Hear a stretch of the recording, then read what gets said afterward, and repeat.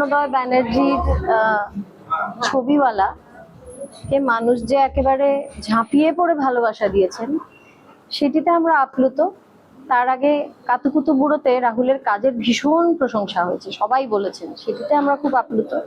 আগামী দিনে রাহুলের একটি ছবি আসছে, যেটিতে রাহুল নেতিবাচক একটি চরিত্রে অভিনয় করেছেন। ও নিজে খুব উত্তেজিত ছিল এই চরিত্রটি নিয়ে, সেটিতে আমরা খুব আপ্লুত। আরো কাজ আসছে, আরো বেশ কয়েকটা কাজ রাহুলের সামনে আসছে। আমরা এই যে রাহুলের শৈল্পিক দিকটা, এই শৈল্পিক দিকটাকে উদযাপন করব, হ্যাঁ। এবং রাহুলের লেখা নিয়ে বাপ্পা, মানে আমার ছবিওয়ালার যে পরিচালক, সে থিয়েটার করবে বলেছে।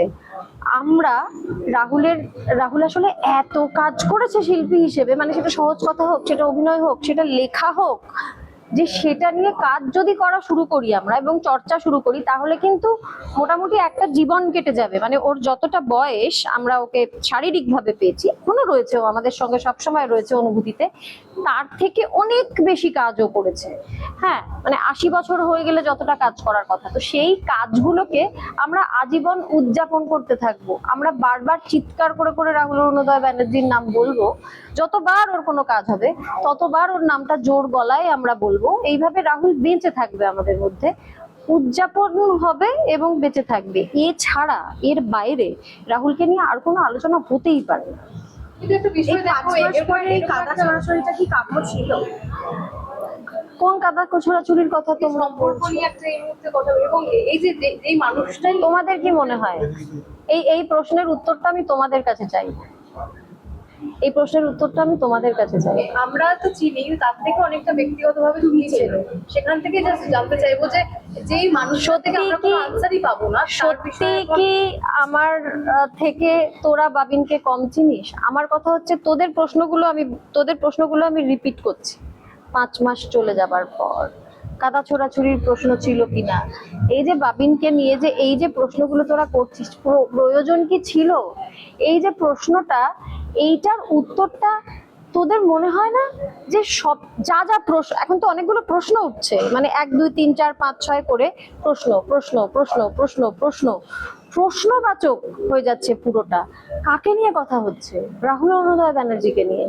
এখানটায় রাহুলের আমার পাশে দাঁড়িয়ে প্রত্যেকটা প্রশ্নের উত্তর দেবার কথা ছিল। রাহুল কি আছে উত্তর দেওয়ার জন্য? একটা প্রশ্নও যদি ওকে নিয়ে ওঠে এখন, সেটার উত্তর দেবার জন্য কি রাহুল এখানে দাঁড়িয়ে রয়েছে? নেই তো। কাজে আমার কথা হচ্ছে, যে মানুষটা নিজে উপস্থিত নেই এখানে, হ্যাঁ, এটার পক্ষে কথা বলার জন্য আমি একবারও বলছি না যে রাহুল এখানে থাকলে কি বলতো, আমি জানি না ও কি বলতো, কিন্তু ও কি বলতো সেটা বলার জন্য এখানে উপস্থিত নেই। কাজে আমাদেরও না এবার উচিত, আমি বলছি আমাদেরও উচিত, তোদেরও উচিত, সবার, যে এই প্রশ্নগুলো তোলা আমরা এবার বন্ধ করে দিই। কারণ রাহুল নেই এখানে উত্তর দেবার জন্য, এবং আমি বারবার বলছি, আমরা যে যাই বলি না কেন, উত্তর দেবার অধিকার রাহুল অরুণোদয় ব্যানার্জি, সে নেই উত্তর দেবার জন্য। এটা ভয়ঙ্কর অন্যায় হচ্ছে, আমাদের প্রশ্ন তোলাটাই অন্যায় হচ্ছে। আমি বলছি আমাদের এবার প্রশ্ন তোলাটা বন্ধ করে দেওয়া উচিত।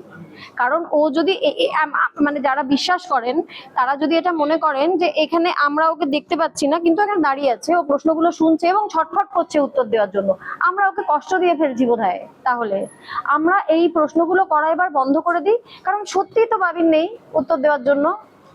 আমার মনে হয় এই প্রত্যেকটা জিনিসের জোর গলায় বাবিন থাকলে, তো বাবিন তো সবসময় সোচ্চার ছিল প্রত্যেকটা ব্যাপারে, কি বলতো জানি না, আমি বারবার বলছি, কিন্তু বাবিন তো নেই বলার জন্য। তাহলে আমরা এবার প্রশ্ন করা বন্ধ করবো না? আমাদের এবার বন্ধ করা উচিত প্রশ্ন করা।